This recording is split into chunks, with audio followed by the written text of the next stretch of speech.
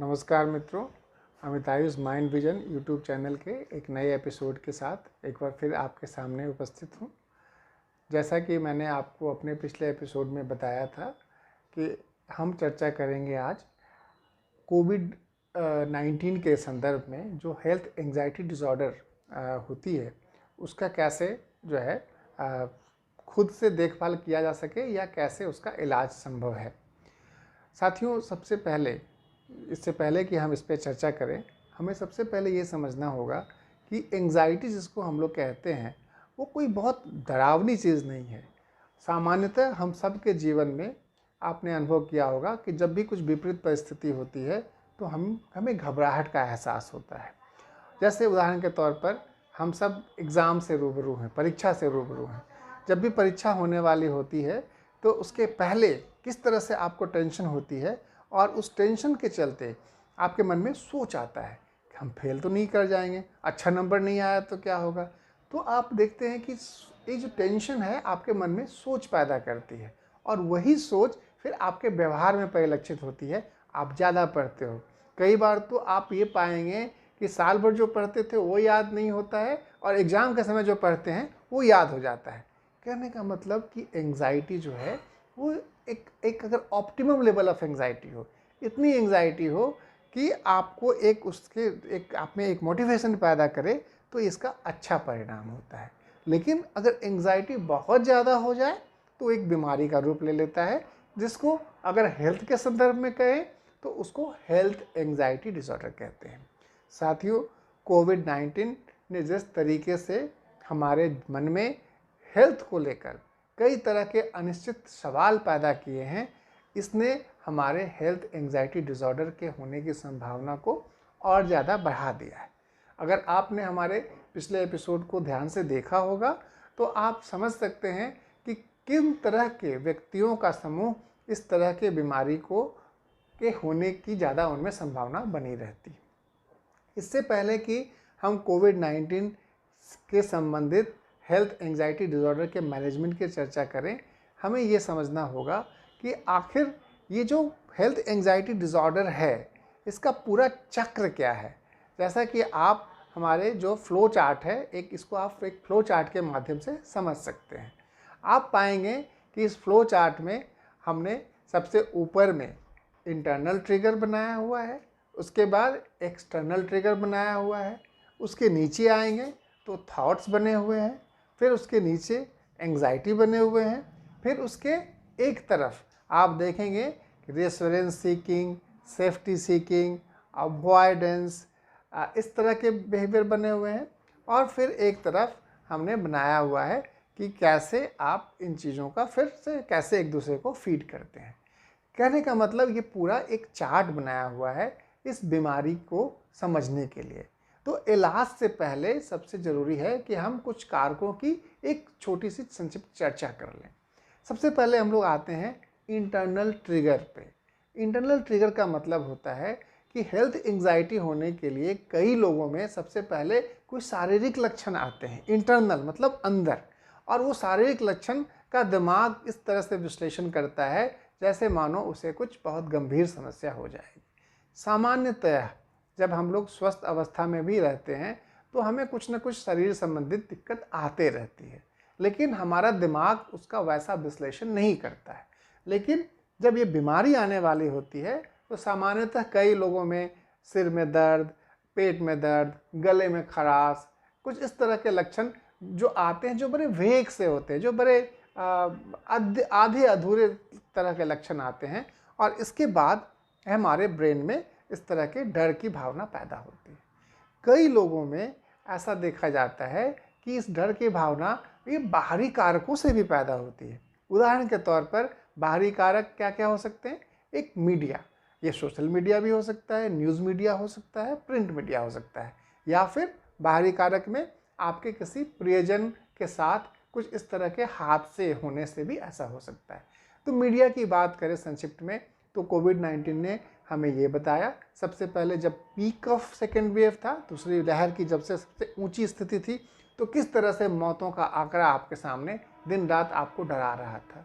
जब वो मौतें कमने लगी तो म्यूकरमाइकोसिस नाम की बीमारी का आंकड़ा आपको डराने लगा और आपने बहुत लोगों को लगने लगा कि सामान्य लक्षण को भी वो समझने लगे कि कहीं मुझे म्यूकरमाइकोसिस तो नहीं होगी। और जब उससे आप बाहर निकलने लगे हैं तो आप सुनते हैं कि कई लोग जो पूरी तरीके से ठीक हो गए थे और ज़िंदगी में वापस आ रहे थे, अचानक से उनकी डेथ हो जाती है। ये भी आपके मन में एक अनिश्चितता का डर पैदा करता है। इसी तरह से कई बार मीडिया में आप ये रिपोर्ट देखते हैं कि वैक्सीन लगवाने के बाद अचानक से कई लोगों की डेथ हो जा रही है, उससे भी आप जो है डर जाते हैं। कई बार जब आप अपने साथियों के साथ बैठते हैं या फ़ोन पे बात करते हैं तो उनसे भी आपको कई बार सुनने को मिलती है कि उसको ये कोविड हुआ, कुछ दिन ठीक था, फिर शरीर में ये लक्षण आए, फिर उसको ऐसे हो गया। कई बार आप वैक्सीन संबंधी कुछ ख़राब न्यूज़ आप सुन लेते हैं अपने किसी साथियों से, अपने प्रियजनों से।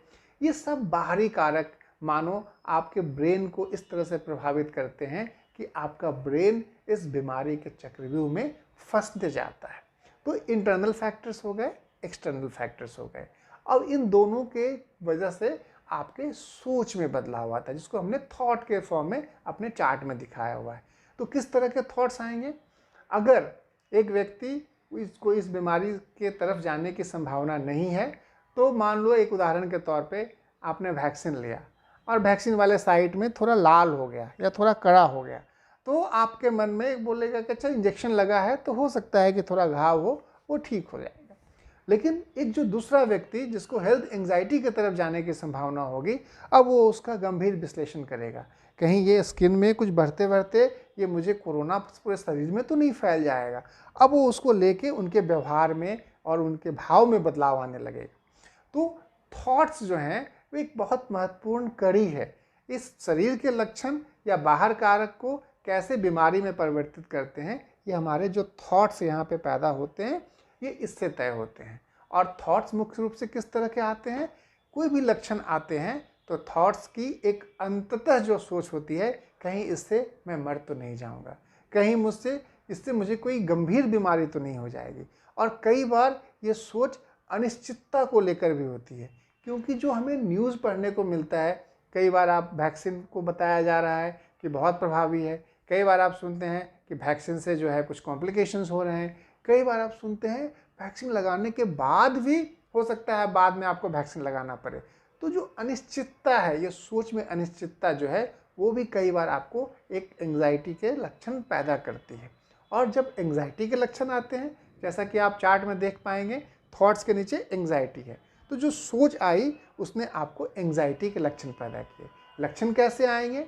साफ पीछे की स्थिति में जाएं, जब कभी आपको कोई ख़राब न्यूज़ सुनने को मिला हो तो क्या होता है? आपका मुंह सूखने लगता है, आपको पसीना आने लगता है, आपका गला जो है बैठा बैठा महसूस होता है, आपकी धड़कन तेज़ हो जाती है, आपकी सांस तेज़ से चलने लगती है। उसी तरह से जब ये सब सोच आपके मन में आ गई तो स्वतः ही बिना किसी बाहर कारण के आप में एक घबराहट वाले शारीरिक बदलाव होने लगते हैं। और जब ये शारीरिक बदलाव होने लगते हैं तो आपका मन जो डरा हुआ पहले से है और डर जाता है। और जब आप डर जाते हैं तो आप कोशिश करते हैं इस डर को ढूंढने की। और डर कहाँ आप देखते हैं? अपने शरीर में। जब शरीर में आप इस बात को डर जाते हैं, इस चीज़ों को लेकर, तो आपके व्यवहार में भी बदलाव आता है, ताकि आप अपने व्यवहार में बदलाव लाके आप अपने आप को सुरक्षित महसूस करें। तो जो हमने चार्ट बनाया है उसमें आप देखेंगे कि एक व्यवहार हमने लिखा हुआ रीएश्योरेंस सीकिंग। तो हम क्या करते हैं कि खुद को दिलासा देते हैं कि सब कुछ ठीक है। तो आप क्या कर सकते हैं इसके लिए? आप इसके लिए डॉक्टर के पास जाते हैं, डॉक्टर से परामर्श लेते हैं, डॉक्टर कहते हैं ठीक है, फिर आप कहते हैं कोई सीरियस बीमारी तो नहीं हो जाएगी, फिर आप जांच के लिए जाते हैं, जांच में भी डॉक्टर कहते हैं ठीक है। तो एक बार आपने ऐसा कर लिया, फिर थोड़ी देर के बाद, कुछ दिन के बाद फिर से आपके मन में वही चिंता आती है, फिर आप दूसरे डॉक्टर, तीसरे डॉक्टर, अलग अलग जांच एक कराते हैं। कई बार आप क्या करते हैं कि अपने शरीर के अंगों को बार बार देखते हैं, ये देखा यहाँ पे तो कुछ नहीं है, या आपको जो लगा, जब आप बार बार करते हैं नहीं कुछ नहीं है, तो आपको जब उससे भी मन नहीं भरा, आप किसी दूसरे से, अपने प्रियजन से पूछते हैं, देखो तो कुछ नहीं हुआ, उन्होंने भी कह दिया नहीं जी सब ठीक है, आपका मन शांत हो गया, लेकिन फिर से आपको फिर उसी तरह के अनुभव होने लगते हैं। या कई बार हमारे देश में परंपरा है, कई लोग की मान्यता बहुत ज़्यादा ज्योतिष शास्त्र में है, तो वो बार बार जाएंगे ज्योतिषाचार्य के पास, देखिए इस वेव में तो बच गए, अगले वेव में बचने का कुछ उपाय बताइए, कुछ ना हो जाए, मैं रिकवर कर रहा हूँ, उससे कुछ ना हो।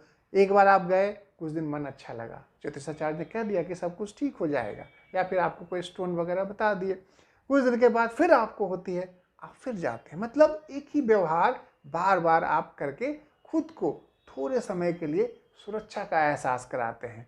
लेकिन ये जो व्यवहार आपके हैं वो आपको इतना आत्मविश्वास नहीं देती कि आपका मन से डर खत्म हो जाए और आप स्वस्थ मनुष्य की तरह, जैसे दूसरे लोग आप सड़क पर देखते हैं आराम से ज़िंदगी जी रहे हैं, आप उससे उस तरह की स्थिति में नहीं लौट पाते हैं। एक इसके विपरीत जो कई लोगों का व्यवहार होता है उसको हम लोग कहते हैं अवॉइडेंस बिहेवियर। कई लोग इस डर से ही अपने लक्षण को दबा के रखते हैं, या वो मीडिया चैनल से बच के रखते हैं। उन्होंने टीवी देखना बंद कर दिया, उन्होंने मोबाइल देखना बंद कर दिया, उन्होंने डॉक्टर से परामर्श लेने की ज़रूरत ही नहीं समझी। और वो इतना ही नहीं, वो बचने की कोशिश करते हैं, बाहर नहीं जाएंगे, या कहीं जा रहे हैं तो अपने पास देखेंगे कि सैनिटाइज़र लेके जा रहे हैं, हर एक बार वो बच के निकल रहे हैं। ऐसे व्यक्तियों में भी दिक्कत ये आती है कि वो इतना ज़्यादा डरे होते हैं कि धीरे धीरे उनके जो चीज़ों से बचने की जो चाहत होती है वो बढ़ता जाता है, और कई बार वो अपने आप को एक घर में या एक कमरे में सीमित कर लेते हैं, जिससे उनका आत्मविश्वास और कमज़ोर होता है और वो ज़िंदगी में आगे नहीं बढ़ पाते। कई लोग बीच का रास्ता अपनाते हैं, उसको बोलते हैं सेफ्टी सिग्नल। वो जब जाएंगे बाहर तो या तो कोशिश करेंगे कि किसी अस्पताल के अगल बगल जाएं ताकि कुछ हो तो हम तुरंत डॉक्टर के पास चले जाएं, या फिर वो जाएंगे तो अपने पास पानी का बोतल, जूस, मोबाइल फ़ोन, या फिर कुछ दवाई लेके जाएंगे कि कुछ हो तो मैं खा लूँ, या फिर लगेगा कि कोई मेरे साथ रहे तो मुझे अच्छा महसूस हो। तो इस तरह के जो व्यवहार आप करते हैं, इससे होता क्या है कि आपकी बेचैनी थोड़ी देर के लिए कम जाती है, लेकिन डर जो है वो आपका फिर से वापस आ जाता है और आप इसी चक्रव्यूह में फंसे रह जाते हैं, और एक बीमारी बन जाती है जिसको हम लोग कहते हैं हेल्थ एंजाइटी डिसऑर्डर। कोरोना ने, जैसा कि मैंने पिछले एपिसोड में जिक्र किया था, किस तरीके से ये हमारे जीवन में स्वास्थ्य के प्रति इतनी ज़्यादा आशंकाओं को पैदा किया है, और विभिन्न कारकों ने, बाहरी कारक, आंतरिक कारक ने इन संभावनाओं को और बढ़ा दिया है कि इस बीमारी के कई लोगों में होने की आशंका बहुत प्रबल हो गई है। और किन समूहों में इन बीमारियों के होने की संभावना ज़्यादा होती है, इसका जिक्र मैंने अपने पिछले एपिसोड में किया था। साथियों, तो अब हम ये आते हैं कि जब हम ये समझ लेते हैं कि किस तरह से हम चक्रव्यूह में फंस चुके हैं, तो कैसे इससे बाहर निकला जाए। सबसे पहला जो कड़ी है, किसी भी सीढ़ी पे आप चढ़ते हैं तो सबसे पहला कड़ी बहुत महत्वपूर्ण होता है। पहला कदम बढ़ाएंगे तभी आपके आगे के कदम आपको मंजिल की तरफ ले जाएगी। तो हमारा लक्ष्य क्या है यहाँ पे? हमारा लक्ष्य है कि किस तरीके से हमारा ध्यान इन शारीरिक लक्षणों से हटे, किस तरीके से हमारा व्यवहार ऐसा ना हो जो बार बार हमें इस मकर जाल में उलझा के रखे, किस तरीके से हमें इतनी आत्मविश्वास आ जाए कि हम अपने लक्ष्य के तरफ, सामान्य जीवन जीने के तरफ आगे बढ़ें। यही 3 लक्ष्य है।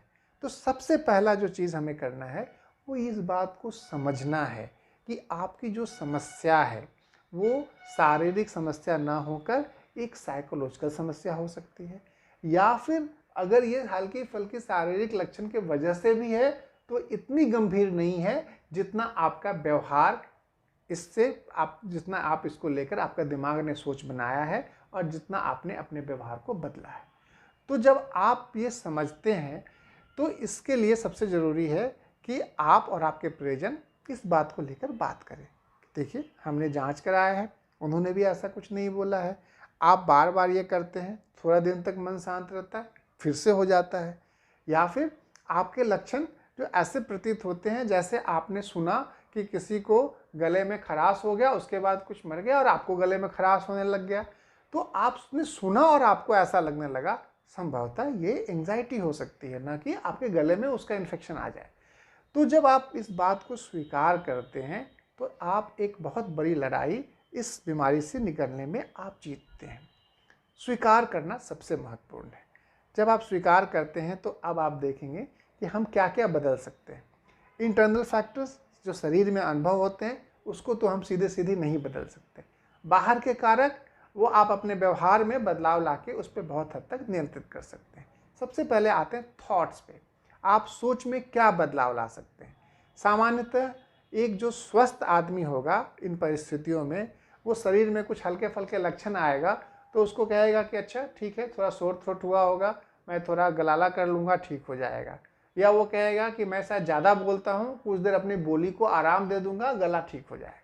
लेकिन जो आदमी हेल्थ एंग्जाइटी की तरफ जाने वाला होगा, वो गले के खराश को ऐसे लेगा जैसे वो फिर से उसको कोविड हो जाए। वो कोविड जांच की तरफ जाएगा, डॉक्टर के पास जाएगा, उससे भी उसका मन नहीं मानेगा। वो ओवरडू करेगा, चीज़ों को इतना ज़्यादा करेगा कि शायद उससे एक नई समस्या पैदा हो जाए और वो चक्रव्यूह में फंस जाए।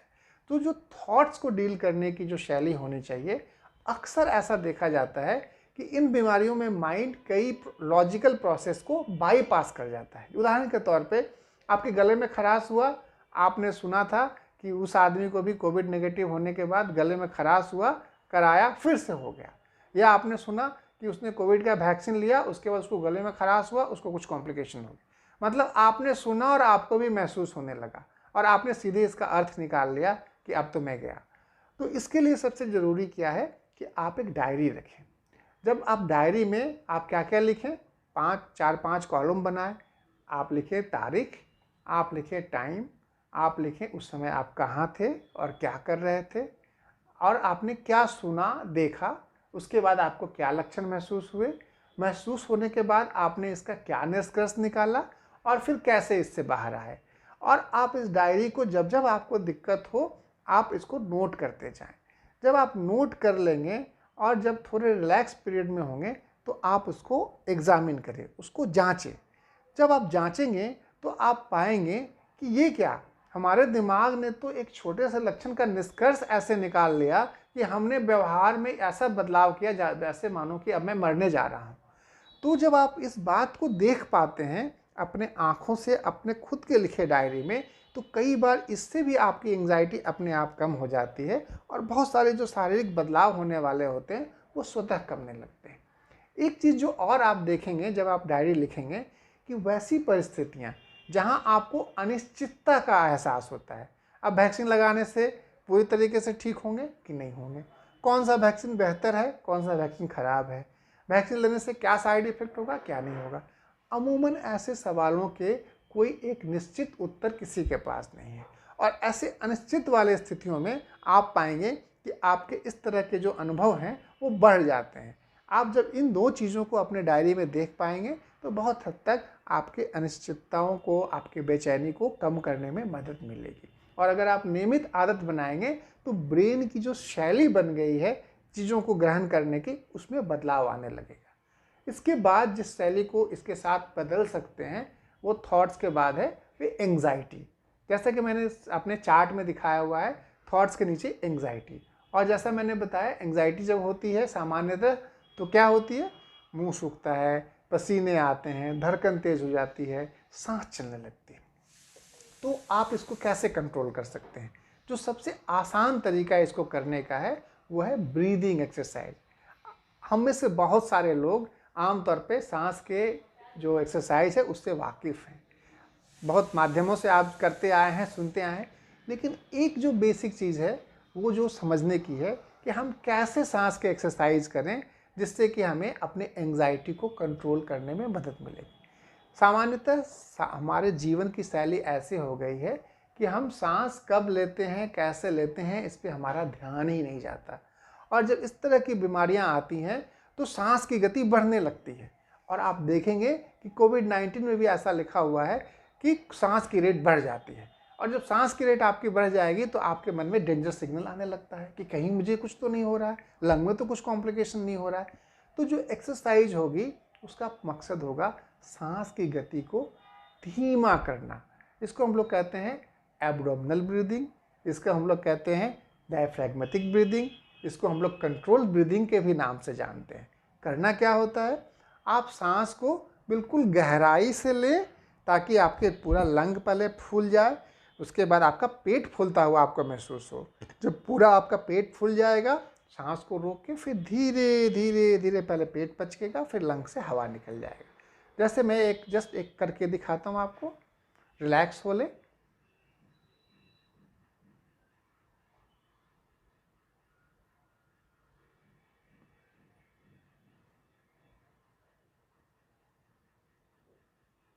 आपने देखा मैंने कितनी गहराई से सांस को लिया और सांस को छोड़ा।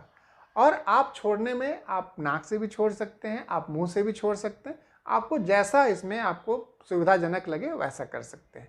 और इसको कम से कम 5 से 10 मिनट जब भी करें तो 5 से 10 मिनट करें, तो इससे बहुत हद तक उस समय जो एंग्जाइटी आपको पैदा होगी आपको उससे कंट्रोल करने में मदद मिलेगी।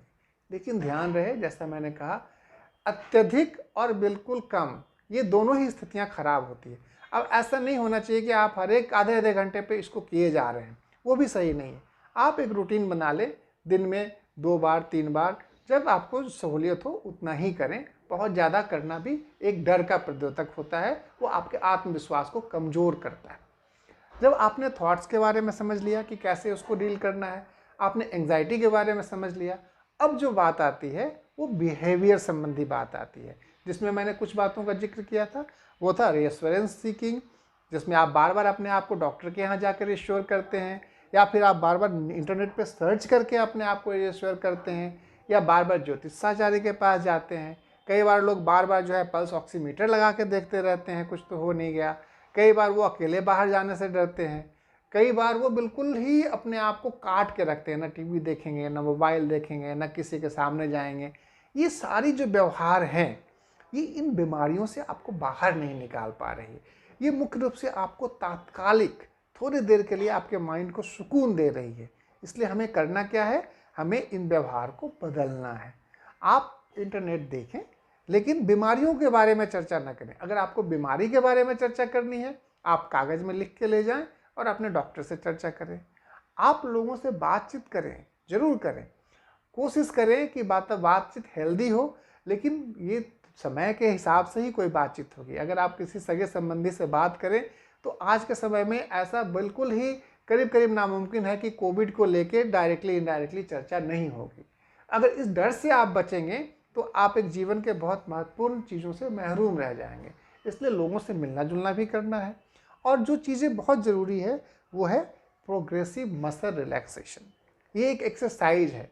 अक्सर जब आप हेल्थ एंग्जाइटी से जुड़े होते हैं तो आप अपने शरीर के किसी खास हिस्से पे फोकस करते हैं, और हम लोग अक्सर ऐसा पाते हैं कि अगर आपने सुन लिया कि किसी को गले में ऐसा होने से कॉम्प्लिकेशन हो गया तो आपको गले में टेंशन होने लगेगा, या आपने सुना कि किसी को पेट में दर्द होकर कोलैप्स कर गया तो आपके लक्षण भी वैसे ही आपको प्रतीत होने लगते हैं, ताकि आप और डर जाएं।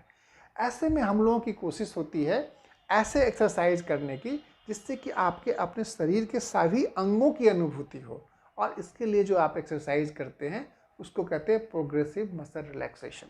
इसके वीडियो आपको यूट्यूब पे बहुत सारे चैनल्स पे मिल जाएंगे। इसमें मुख्यतः हमें शरीर के हर एक पार्ट्स को तनाव में रख के उसको रिलैक्स करने को कहना होता है, और हम फील कर सकते हैं कि जब शरीर के अंग में तनाव आता है तो हम कैसा महसूस करते हैं, और जब तनाव खत्म होता है तो हम कैसा महसूस करते हैं। ऐसा करने से आपको क्या फ़ायदा होता है? ऐसा करने से आपको ये फ़ायदा होता है कि आपका जो दिमाग शरीर के एक हिस्से पे आके अटक गया है, अब आप शरीर के सारे हिस्सों को देख पाते हैं, और आप पाते हैं कि सामान्य स्थितियों में भी शरीर में बहुत सारे बदलाव होते हैं जो कई बार आपको बीमारी जैसे लगते थे, जो ऐसा नहीं है। ये एक्सरसाइज से आप फील कर सकते हैं। तो एक अच्छा सा प्रोग्रेसिव मसल रिलैक्सेशन आपको करीब करीब 20 मिनट तक करना पड़ सकता है। आप कोशिश करें कि इसको दिन में 2 से 3 बार करें। और एक और चीज़ जो आपको करने से फ़ायदा मिलेगा वो होता है माइंडफुलनेस एक्सरसाइजेस। आपने थॉट्स को लिख के तो बहुत हद तक समझने की कोशिश की, लेकिन कई बार क्योंकि ये बीमारियां रातों रात नहीं आती, हमारे ब्रेन का एक तरीका है, जो लोग इस तरह के डिजीज़ के लिए अब पहले से रिस्क पे रहते हैं, उनका ब्रेन ऑटोमेटिकली ऐसा हो जाता है। इसलिए ब्रेन को रीट्रेन करना बहुत ज़रूरी होता है, और इसके लिए हम लोग कहते हैं माइंडफुलनेस बेस्ड एक्सरसाइजेस को बराबर करना। इसकी एक वीडियो हमारे एक एपिसोड में दी गई है, आप उसको देखें और आप उसकी प्रैक्टिस करें। साथियों, जो शोध हमें बताते हैं वो बताते हैं कि अगर हम तीनों का सम्मिश्रण, breathing exercises, progressive muscle relaxation और माइंडफुलनेस, और शारीरिक उसके अलावा की गतिविधि जैसे नॉर्मल वॉकिंग जो करते हैं, या कोई भी शारीरिक श्रम जो सामान्यतः आप कर सकते हैं, अगर इन सबों का सम्मिश्रण किया जाए तो बहुत सारे लोगों में ये बीमारी जो हल्के और मॉडरेट किस्म की होती है वो स्वतः ठीक हो जाती है। लेकिन इन सभी को करने से आप ये उम्मीद न रखें कि ये रातों रात इसका असर आएगा। इसको करते करते प्रैक्टिस करने से न केवल अभी के लिए आपको फ़ायदा होगा, बल्कि आने वाले भी अगर कोई ऐसी स्थितियां आएंगी तो उसमें इस तरह के बॉडी के रिएक्शन और व्यवहार और सोच संबंधी बदलाव को बहुत हद तक कंट्रोल किया जा सकता है। कई बार ये ऐसा होता है कि आप इन चीज़ों को जब करने लगते हैं और आपकी एंग्जाइटी कम होने लगती है तो आप इन चीज़ों को बहुत ज़्यादा करने लगते हैं। मेरी कॉशन आपको, चेतावनी इस बात को लेकर है कि इसको एक सीमित मात्रा में ही करें, क्योंकि ये एक एक्सरसाइज है आपके आत्मविश्वास को बढ़ाने के लिए, आपके ज़िंदगी को वापस पटरी पे लाने के लिए, न कि आपके डर को केवल थोड़े देर के लिए हटाने के लिए। कई बार जब इनको करने के बाद भी जब आपको फ़ायदा नहीं हो रहा हो तो आप निश्चित तौर पे मनोचिकित्सक या मनोवैज्ञानिक की सलाह लें, जिनको CBT, cognitive behaviour therapy technique आती हो। साथियों, अगर आप ऐसा करेंगे तो मेरी ऐसी उम्मीद है कि इससे आप निश्चित तौर पर फ़ायदा प्राप्त कर सकेंगे। आज की मेरी कोशिश बस आपको इन सभी प्रोसेस से और इसके पीछे के वैज्ञानिक तथ्य से अवगत कराने की थी, जो रिसर्च संगत है। साथियों, अगले एपिसोड में हम कुछ और अलग अलग विषयों पर चर्चा करेंगे, लेकिन हमारी कोशिश यही होगी कि लगातार आपको अलग अलग जो महत्वपूर्ण चीज़ों हैं उससे अवगत कराते रहें। अगर आपको हमारा आज का एपिसोड अच्छा लगता है तो आप बेल बटन को क्लिक करें, या आप हमारे इस एपिसोड को लाइक करें, अपने कमेंट हमें लिख भेजें, और हमारे चैनल को प्लीज़ सब्सक्राइब करना ना भूलें। और जैसा कि हम अपने हर एक एपिसोड में कहते हैं, साथियों, अगर आपको हमारे चैनल से फ़ायदा होता है तो ये फ़ायदा खुद तक सीमित न रखें। हमारी कोशिश है कि ज़्यादा से ज़्यादा लोग इन फ़ायदाओं को उपयोग कर सकें। आज के एपिसोड के लिए आपका बहुत बहुत धन्यवाद।